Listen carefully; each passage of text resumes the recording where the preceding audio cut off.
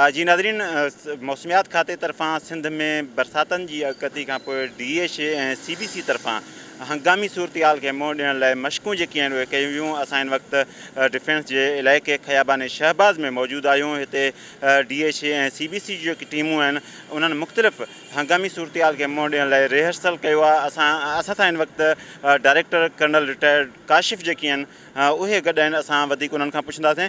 देखें, जो बारिश ज़्यादा हुई थी वो 2020 में हुई थी, जिसमें ज़्यादा तबाही हुई थी, आपकी बात ठीक है।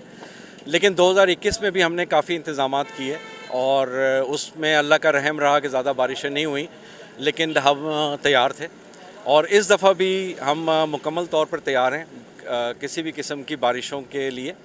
और उसमें हमने एक ऑर्गेनाइजेशन बनाई है DHA ने, रेन मैनेजमेंट की, और उसके अंदर हमारे इंफॉर्मेशन सेंटर्स हैं जो कि रेजिडेंट्स को मुत्तला करते रहेंगे।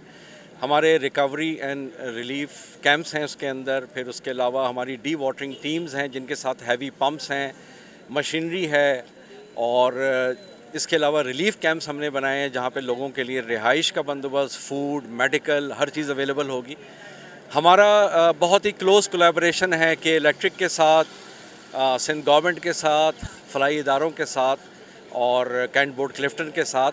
तो हम सारे मिल के जब इंशाल्लाह ये काम करेंगे तो मकसद हमारा सिर्फ़ एक है कि जो रेजिडेंट्स हमारे हैं उनको किसी किस्म की तकलीफ़ ना हो और कम से कम मुश्किलात का सामना करेंगे। जी थैंक यू।